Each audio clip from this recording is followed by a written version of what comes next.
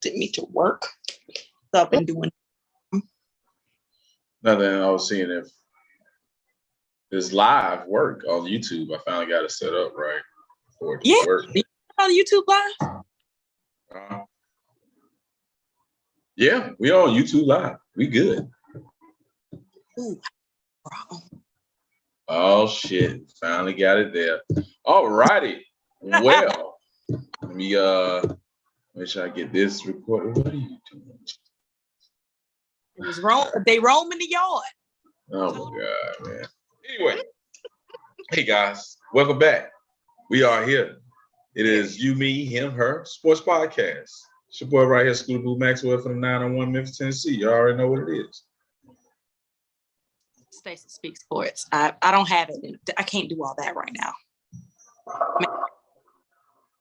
You gotta come up with one. You know, just be like, yeah, this is Stacey Speaks Sports, and I'm the baddest bitch. You don't gotta say that, but you know, whatever, something. From the Mac Town, shawty. We don't say that out loud. Anyway. Oh, okay. All right, cool. Well, never mind. Let's go on here and jump to the shits, man. Bobby Wagner to the LA Rams. Bruce Arians.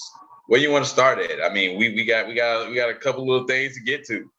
Let's start at the beginning. Bobby Wagner to the Rams. I mean, they had to find a piece to kind of supplement getting rid of Von Miller. And I mean, he's not Von Miller, but I mean, if you need a good substitute, can't go wrong with that. Listen, I'm just glad this man has got a job. Yeah, my Cowboys dropped the ball, so you know. Yeah, again, I mean, this seems like a weekly thing that we discuss the Cowboys dropping the ball. I mean, but also the Falcons. The Falcons could have used them, but it's just like, you know. You definitely could have. Definitely 100%. Anybody could. We're this free agency has just been going, man. Free agency has been going great in NFL football. Hands down, probably the best free agency ever in football. Season to start. Let's just keep 35 season 1 of free agency. What's happening today? What's going to happen today? What's going to happen today? So we discussed all the moves that happened previously already. I mean, from when Malcolm Jenkins retiring, that was big. Mm-hmm. You know, he put his years in the league. 13 years, 14 years in the league? That's a long time, and he had an illustrious career. That man deserves to rest. Only quarterback to beat Tom Brady and Peyton Manning in the Super Bowl. I said corner, my bad. Safety. He's a safety. To beat them both in the Super Bowl. Only player, my bad. He's the only player that did it, to beat them both from the safety position. Now, if he's one of the top safeties of all time, I wouldn't go that far. I wouldn't say he's a first ballot. He'll get in the Hall of Fame, but towards the third time, he was a really good player. First time in Hall of Fame, they worth the conversation. But actuality. Right, he wasn't Ed Reed, Palomalu, Brian Dawkins. He wasn't that, from a safety standpoint. But as I said, he was a pretty good safety. I mean, you don't last 14 years in the NFL if you're not good at all. They get your ass out of there year 2. You ain't here no more. They'll cut you. I don't know what happened to you. Say something. Something. There we go. All right, cool. I'm about to say, I can't even hear you for a second. With that being said, you saw Ray Lewis tease for a second. Said, should I pull a Tom Brady? He ain't coming back. Ray Lewis ain't going nowhere, but he killed that joke.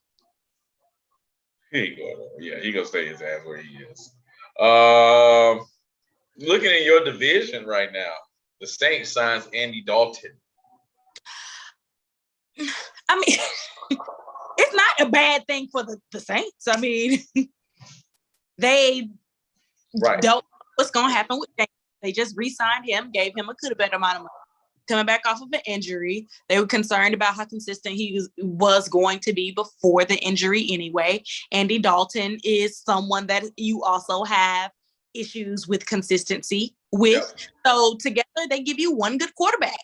Together, they give you So I mean, I'm just glad that the Bears got off the pot. Like, you know that you're going to stick behind why did his name just Justin Fields. Lord. I'm sorry. As I was gonna say, you know you're gonna stick behind Justin Fields. This is a very good show of faith that they are willing to go all in.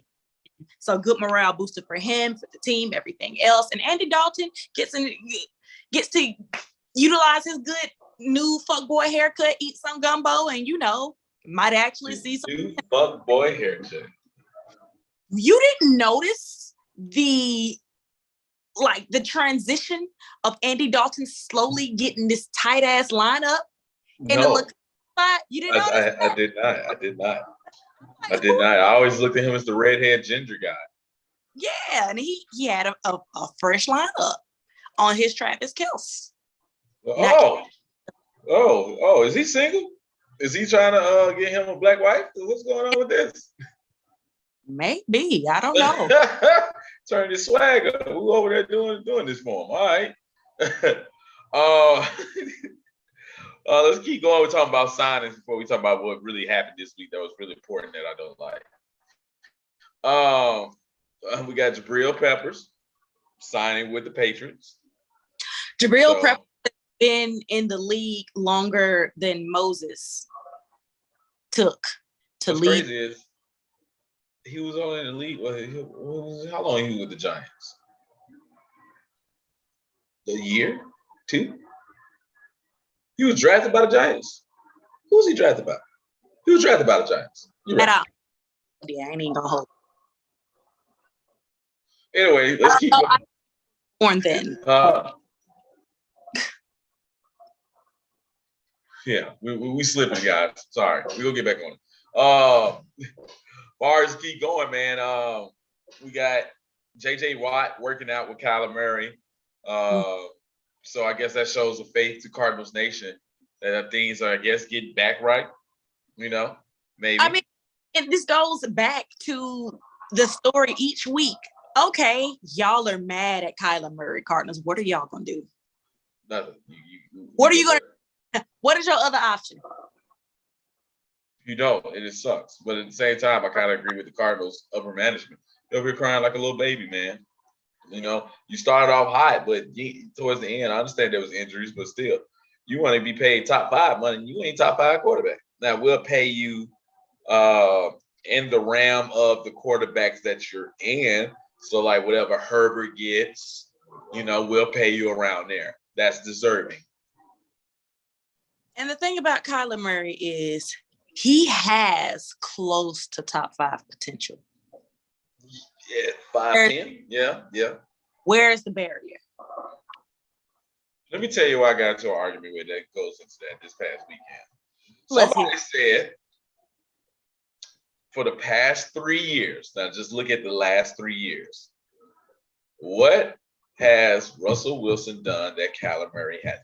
Last 3 years. And at first, I argued that. I said, that is so disrespectful to Russell Wilson. I was like, why are y'all disrespecting Russell Wilson like that? But he said, I'm not talking about his whole career. Look at just the past 3 years. They start off hot every single time. And then by halfway in the season, they begin to cool down. We looked up the stats, and it was very consistent to their argument. So if you take the emotional out of like, oh, no, hell no. You can't. Russ is Russ. You can't disrespect Russ. And you actually look at the stats, the data. He always started off hot for the past 3-4 years. The guy got a little bit more disrespectful, but I don't even want to really acknowledge it. He was like, really, he did shit his whole career. I was like, whoa, now you're going too far. Yes. Come on, sir. Right. Sorry. I was like, come on now. Come on. He was like, nah, dog. In this clutch time, Russ ain't there. That was his argument. He said, when it's clutch time, Russ ain't there. I said, what are you talking about? Russ is one of those quarterbacks. I don't agree with that. I don't at all. He referenced the Super Bowl. I was like, that wasn't him. He was in year 3, 4. He couldn't audible out the play. He didn't have that control then. He was still young in his career. and stuff when that happened in the Super Bowl. So of course, if they gonna call a pass play, he wasn't Russ that we know now. That audible out of this be like, nah, he could go with whatever Pete Carroll was saying at the time. He was like, well, he had a all-time defense with Legion of Boom. I said that's not his fault. He don't have an all-time. That he had an all-time defense. That's not his fault. How you gonna play that against him, Russ? And how do you not your head coach in a situation like this, knowing the complete team that you have, and you trust them to make the right call? Right. We all thought it was stupid. I'm pretty sure Russ thought it was stupid too. Right. But he's head coach. And that's what he gonna do. He ain't gonna buck the system. Same thing as what Kyler Murray is right now. Year 4 going into, he ain't gonna buck what Cliff Kingsbury say. He ain't gonna do that. He might this year coming up because now he got a little bit more feel of the game, of the professional game. He knows the offense even better. They're gonna pay him money, so now they're gonna be like, all right, we paid you. You definitely better act like you know what the fuck going on. So he might do that now, but the guy had a good argument. I can't even lie no more. When you go look at the stats, I'm like, yo, they are very similar. It's just that Kyler Murray is 5'10", 5'9", and Russ is 6 feet. That's other than that, everything else is the same. They can run. When you talk about talent, they can get outside the pocket. They can throw accurately out the pocket. It's just that they have their moments. But in the past 3 years, Russ hasn't been the top 5 quarterback. Don't say he hasn't been good, but right. Top 5 past 3 years, no. No. So I was very interesting. I got into it with the guy I'm like, hold on, get the fuck out of here. Come on, man. You cannot disrespect Russ. But then when we started looking, he brought the facts. So you know what? I can't argue this now. He just fell off every time towards the end of the season, mid to end of the season. Around game 9, week 9, week 10, you see a big fall off. Now, it might be due to some injuries to the team and stuff like that, but still, it's very consistent for the past 3 years. That's all I'm going to say. Kyler Murray, same thing. We saw it last year. Fell off. Started off hot, 9-1, 8-1. Down the drain. Now, DeAndre Hopkins hurt. It makes a big portion. Of course. Yes, it makes a big part of this when DeAndre Hopkins hurt. But still, downhill. So, what you got to that? No, and how much did Russ get paid to go to the Broncos? They released the contract details? I haven't seen anything. I haven't seen nothing yet. I just know he resigned. They have not put out the details of the contract, like the full details of the contract. So I want to know. Yeah. Another interesting fact, since you said something about Russ, they said the last 6 quarterbacks to change teams after 250 career touchdowns with a team all won a Super Bowl the next year. What makes it interesting for this year is 2 quarterbacks that was on the move like that. Russell Wilson, Matt Ryan. Throw another wrench if you talk about randomness. Another Super Bowl prediction. Every year that Tom Brady has lost the Super Bowl that he has potential to win, he's won it the next year. So, are we on Russell Look at you, Wilson? segue, Queen. No, I don't think it's going to happen. I think this is where the streak ends. I think it is. I don't think either one of those quarterbacks will win it. They got a good chance, but I don't think it's going to be Denver and Indianapolis. I don't think it's going to come down to those 2.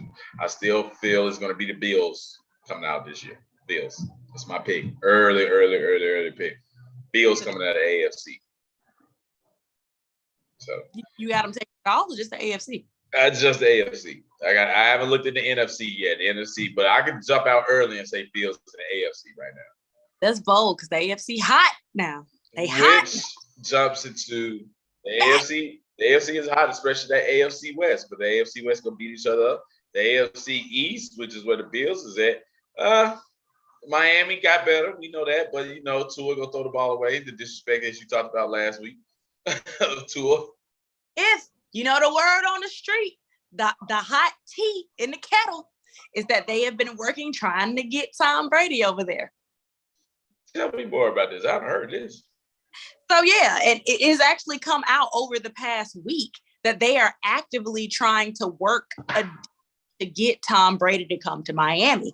This was before Bruce Arians came out and said, surprisingly, that he was just retiring, just out of the blue.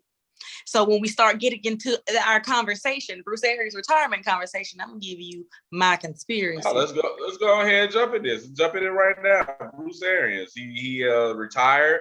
He handed the reins over to Todd Bowles, deservingly. Another black coach. Let's go. Black man.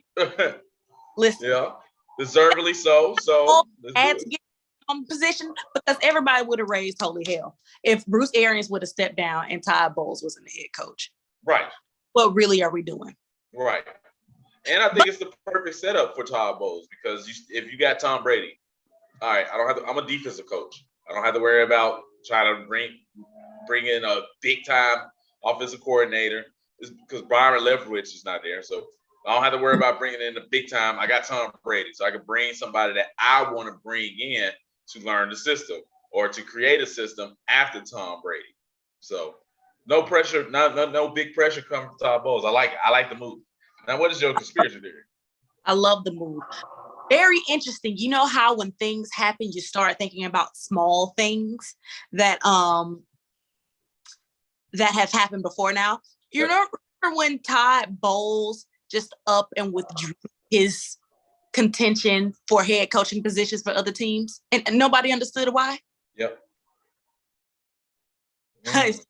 Firework went off right when I said that. Maybe something that has been in the pipeline primarily, and this was around the same time when they were discussing Tom Brady retirement.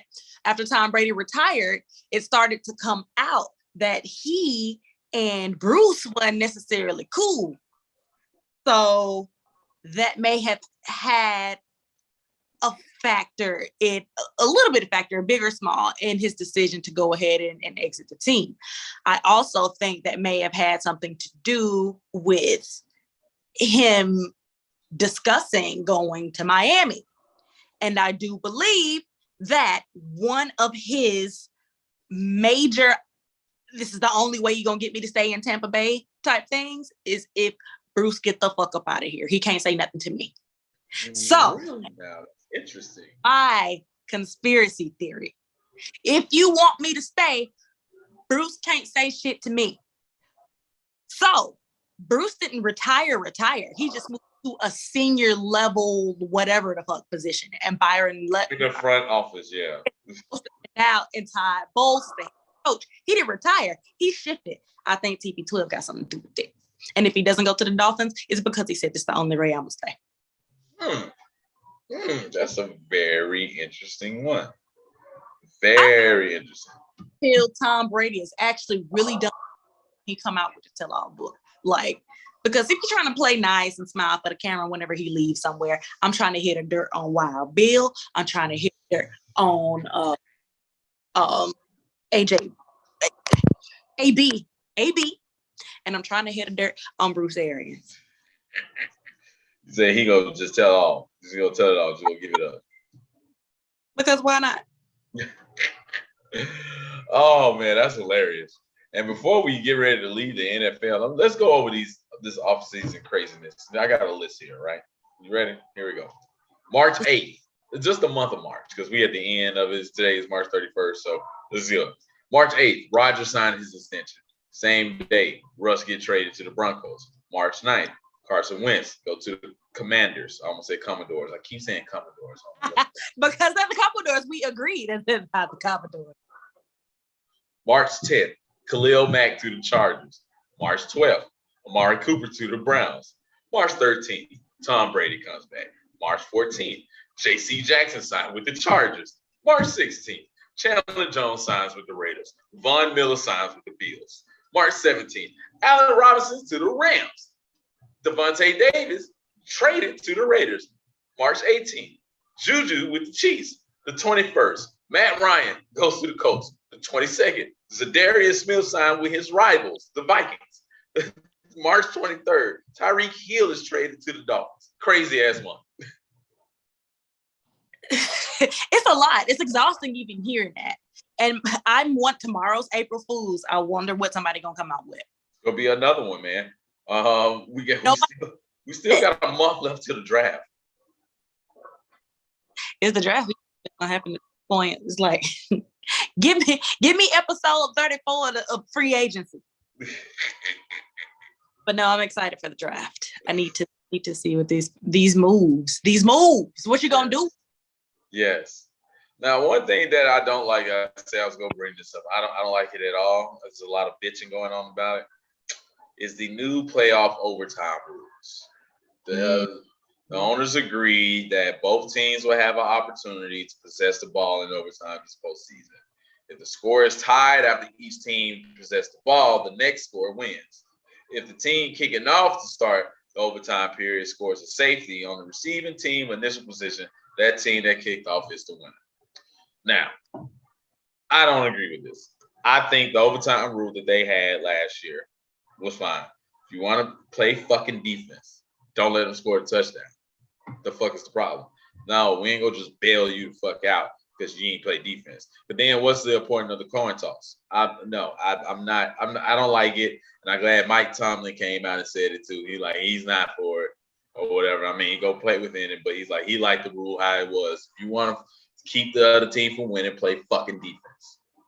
So and it's been proven. Like I can see if every time the person that won the coin toss would always, whatever they chose, they ended up winning it. Yeah, okay, this is clearly skewed.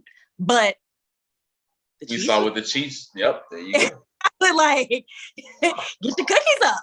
Like, it makes it more competitive. And granted, the Chiefs and the Bills, that was a great ass game. The Bills were a great ass team last season, and people were just really upset that the Bills season ended like that.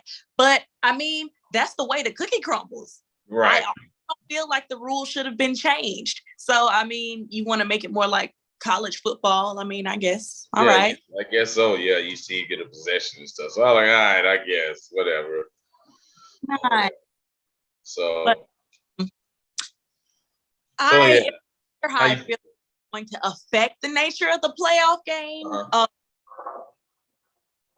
Having that little bit of safety net for both teams to have the ability to score first. If both teams continue to score like that, they're going to revisit it again, because how many overtimes can you play? Right. No.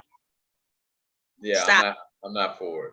Well, no. After that, I understand that. So they said just EC at least get one possession. Now after that, if say both teams score touchdowns, right, tied up again, that next team, the team that scored the first time, will get the ball back. If they kick a field goal, gotcha. Game over. It's just saying that the other team will have a chance. Giving everybody a chance to touch the ball, and then you going back to the regular rules. Stop it. Pretty much.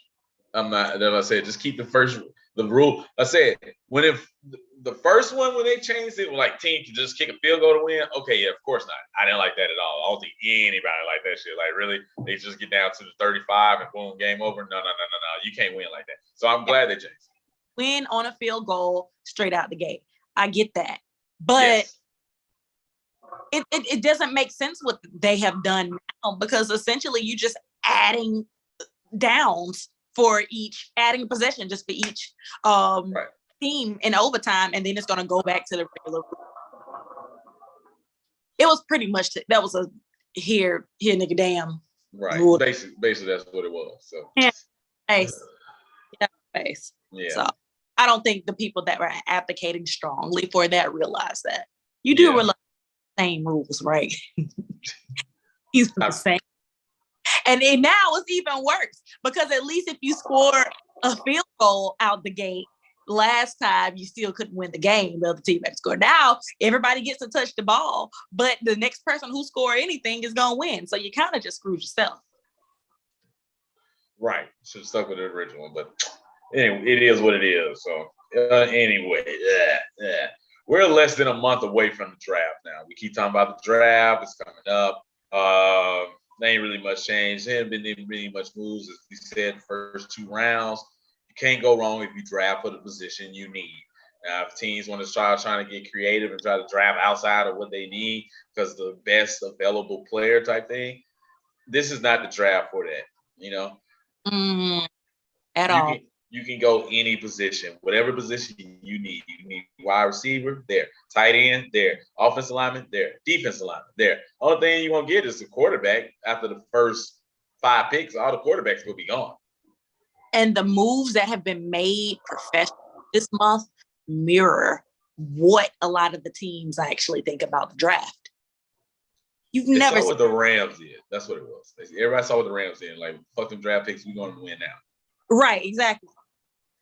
And there's not anybody potentially in the draft right now that can give you a deal. So, facts. Fuck them picks. Fuck them picks. Fuck them picks. So, you got anything else for the NFL? I think that's the only big news coming out of the NFL. It's about quiet in the NFL. Yeah, we can mosey. All right, we'll mosey all on. Let's get on to these to the NBA right now. Lakers are still trash. They're now teetering to not even be in the play-in game. Only reason they still in it is because my Grizzlies beat the shit out of the Spurs the other day. Well, we won by 1, but the thing is, the 10th place is a half game separating 10 and 11, which is the Lakers at 10, the Spurs at 11, and there's only 10 games left in the season. So, if they ever toss up right now, yes, it is crazy going on right now. So I don't see the Lakers going to be there, man. I think they might still make the playing game because LeBron go play, so he's going to will them into that. Now, once they get in the playing game, I'm sorry, I don't see them coming out of this. How hurt do you think LeBron is for real? Not hurt at all. I'm gonna be honest with you. I don't think he hurt. I think he's just tired of this shit. I think that's what it is. The Pelicans are better than us now. That's sad. Yeah, it's pretty bad. Pelicans are better than them right now. The Clippers, though, Paul George is back. I think I discussed this last week. Paul George back, first game back, dropped 34 points. Brent brought him back for 20 down against the Utah Jazz. But that's the story right there. The Utah Jazz, is it time, if they don't get to the championship this year, is it time to break that team up? They have been on the precipice for a few seasons now, and they just can't seem to get over that hump. I think so. I think so too. The rumor is Donovan Mitchell to New York. Oh. Yeah. I don't hate that, actually. Mm-hmm. He already did not have a great relationship with Rudy Gobert, especially before COVID. And then, all the shit he did right there, first player to really catch COVID, kicked it off 2 seasons ago throughout the NBA before them end up in the bubble. So their relationship, I don't think really been mended per se. Like, I think tolerate each other. Donovan Mitchell really tolerate him. And I tolerate with him because I'm here. This is my teammate. I'm on the contract, blah, blah, blah. But I don't think he's going to re-sign with the Jazz if it comes to that point, because I think he got 1 more year on his contract. I think it'd be best if they don't make it, go get your assets, man. Go ahead and trade to the Knicks. Knicks need a superstar. Donovan Mitchell can be that superstar for them. You got to put you first. Got to put you first. You have to at this point. They're sitting at 5th right now in the West with the Mavericks, Golden State, Grizzlies, and Phoenix in front of them right now. Phoenix and the Grizzlies already clinched the playoff spot in the West. Everybody else is going to eventually do the same. This gauntlet, though, over at the East is shit. First place is only separated by 4 games from 1 to 6. So in these last 10 games of the season, it's so crucial in the East because that you can jump. I mean, you got the Celtics at 1, the Heat at 2. Milwaukee is playing right now against Brooklyn at 3. Philly is at 4. The Bulls is at 5, and the Raptors at 6. It's very tight. Ooh, and we were discussing last week about the rest of them players getting ready for the playoffs. They can't. You need everybody. With the everybody got to play. Yep. Everybody got to play. And I'm wondering how this is going to affect the finals. Because everybody has to play. Can't rest. Yep. I still got Milwaukee. As I said it at the beginning of the season. I still say it now. Feel like Milwaukee. I would not be surprised if Milwaukee repeat. They get right back to where they is. They got their players in line. Everybody's playing. Giannis is back playing at the top level that he's been playing for the past 3-4 years now. Drew Holiday is back. Ibaka has filled his position coming off the bench for them, so they got the size. Brook Lopez played tonight. This is his first game back in 3 months. So they just about to get their stride together to make that last push. Boston, I like Jason Tatum. I like was Al Horford hurt last year in the season? Yes. So I'm pretty sure he was. So with Al Horford back, he got Tatum and the Celtics have Tatum and everything like that. What makes you think that they aren't a good contender to beat the Bucks in the East? Because Al Horford is a big piece for that team.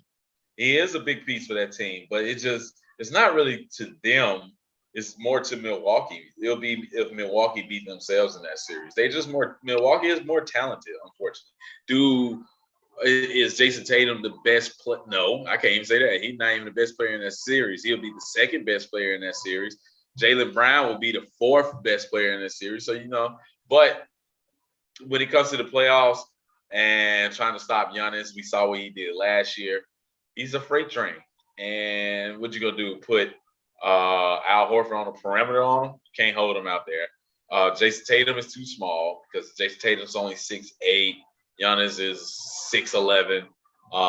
He's just going to go play bully ball with him. They already learned how to beat the wall that people play. Only team that can beat them, I said, will be Brooklyn if they get their shit together because now Kyrie can play home games. He actually is playing right now at home against Milwaukee. What's it looking like? I don't actually have it on at this moment. That stuff. I know I got to cut it on. I didn't want it affect the internet because I stream my TV. So I didn't want to fuck that up. So I have to come back to see what the score is. But yeah, that's what we're looking at, man, in the Eastern Conference right now, man. It's very tight. The Knicks, sorry guys, don't let y'all gonna be in the playoffs because Atlanta got their shit together and they in 10th seed. They at 500 right now. Trae Young has been on the streak again, embarrassing people. So we'll see. We'll see what it ends up being. Yeah. But yeah, it's been on for real, literally, no pun intended. Over the past, like he's ready. He on go mode. It's just unfortunate. So if the Nets win, then the Nets could jump into 8.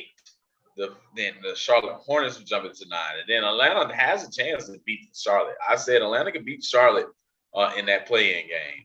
I feel sorry for Cleveland because Cleveland would still be in the 7th seed unless the Raptors somehow drop in these last few games in the season. They have to play Brooklyn. Whoever got to play Brooklyn in that play-in game, I'm sorry, you're just going to drop they to the 8th seed. All right, and then you're going to have to play the winner of the – right. So, yeah, that's just where we at right now, man. That's all I can say. We just moving and shaking here. Got anything else on the NBA? Nothing else to report in the NBA. All right. Well, let's keep this going, man. We stick it on basketball. Final Fours this weekend. The biggest game in college rivalries in basketball. They never played each other in the tournament. Duke versus UNC. First time ever. Too perfect that in K's last stand, he's going to the Final Four. If nothing else, Duke is going to be in the national championship. I would disagree. UNC. I feel like UNC should win, but I feel like this is one of those stories that's being written. Nope. UNC. This is the chance. UNC already beat them in Coach K's last home game. And I've been watching UNC. Huh? You think they're going to let that happen again? Again. I don't know about letting it happen. It's just going to happen. I got UNC, baby. UNC go send Coach K home. They send him home. It's over. And on the other side, you got Villanova and Kansas. I personally hate Kansas. I explained this today to somebody. There's 2 college teams I would never, ever, ever, ever, ever, ever want to see them win. Kansas and Kentucky, for personal bias reasons. Kansas in 2009 beat University of Memphis in a national championship game in overtime off a lucky shot by Mario Chalmers. Well, I wouldn't say lucky. He was wide open. He knocked the shit down. It wasn't lucky. I can't say lucky. Don't you hate when that happens? I hate it. So since then, I have a real personal bias against Kansas. And then Kentucky, every person in Memphis will feel me. Everybody hates John Calipari still to this day. Because after that game, he was the coach of the University of Memphis. He said he was not leaving Memphis. He put it down and said, no, I'm not going to leave Memphis. I love it. This is my home. A week later, this fucker was in Kentucky. So fuck Kentucky. Fuck him. All right. Great run by St. Peter's, though. St. Peter's showed the fuck out. They did. And their head coach was just rewarded with a very nice 6 deal with another team. Yeah, back with his alma mater, Seton Hall. Seton Hall. When he was there, he got him to the Sweet 16 when he played. He was a McDonald's All-American. He played in the McDonald's All-American game with Kobe Bryant. He won MVP of that McDonald's that All-American game. So that tells you what his pedigree is, all right? And I feel it needs to be highlighted. It needs to be discussed more. It needs right. Shaheen Holloway, let's say his name, Shaheen Holloway. As I said, he led Seton Hall to the Sweet 16 in the year 2000. That's the point guard. I said he was a All-American, McDonald's All-American, was the MVP of that All-American game with Kobe Bryant. So I feel like Shaheen Holloway is right in the good place, right where the shift that we're going to start seeing in collegiate athletics, as far as coaching goes in basketball and football. We're seeing the large push for HBCUs in being competitors in getting top talent because of the coach's relatability to the talent or the students. Shaheen Holloway has a special relationship with his kids or his boys at St. Peter's, and you could see that. Yeah. And I feel like you're going to start seeing that a lot now in the coaching to come. As Coach K is retiring, that whole type of way of coaching, I think, is going to start going with them. Okay. All right. Well, we'll see, man. As I said, unfortunately, as I said, they lost to Duke, unfortunately. It was a great game, but, they did what they had to do. All right. They played well. And they did what they could. And I meant North Carolina. I said Duke. They lost to North Carolina. My apologies. So they could do. But yeah, my prediction, the game is on Monday. Some people didn't know that the national championship game is always the first Monday of April. I talked to a few people today. They were getting confused. They're like, oh, the national championship game on Sunday. That's new. It's always on a Monday. It's always the first Monday of April. It's the national championship game. Holiday. Yes. So yeah. Not sure why, but that's just how it always. I always thought it was a bit off. Mm-hmm. I mean, I'm pretty sure somebody had a reason. Yeah. My prediction is Villanova, North Carolina, with Villanova winning 3 championships in the past 10 years. Jay Wright is going to get his 3rd. That's who I got. And not because I feel like they're the best team, but I feel like it fits the narrative. Other than that, I would also say Villanova. So you're going to Duke, though. Is that what you took from that? Yep, that's what I took from it. You got Duke. Okay, all right, whatever. I hate it. I'm not a Duke fan. Not at all. So, oh man. Anyway, I think that is it from a basketball standpoint. I don't see anything else on my list for basketball that we really need to talk about. Nope. Baseball. Where's the money coming from? They are spring training is closing out. Season about to start next week. Season starts next week for baseball. So you'll start hearing our baseball takes as we go through, as the season goes on. So be on the lookout, guys. Who did they get? Cardinals, we got Abba Pujols back. There you go.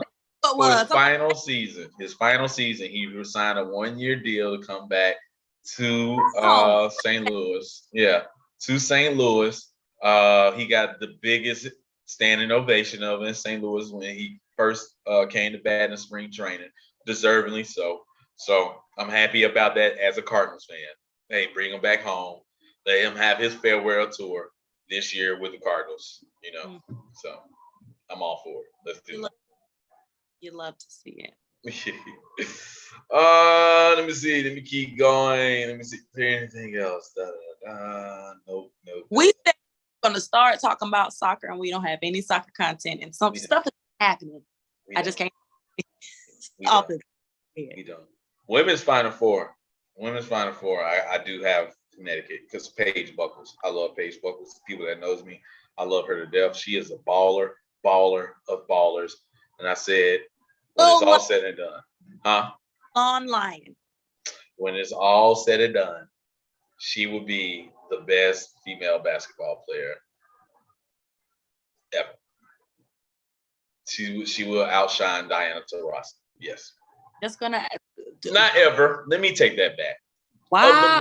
Of the modern 20 years, because I wouldn't say Cheryl Miller. Cheryl Miller is to go, but Paige Buckles will be right there. She has a chance in her career. I don't know if she's gonna come out this year. She's only a sophomore. She's not coming out this year because she just signed a new NIL deal over in Connecticut. So yeah, that's where we're at. There we go. All right, that's all I got for women's. That's all you have for women's? You should be ashamed of yourself. At this time, yeah. I mean, like it was a great game with South Carolina and Connecticut. Not South Carolina, Connecticut. Who did Connecticut play? Jesus Christ. Because I was watching that game at the bar. Yeah. I went in this Friday, though. So. We are here. So. Got shaken up. We are here. Now I don't have anything else.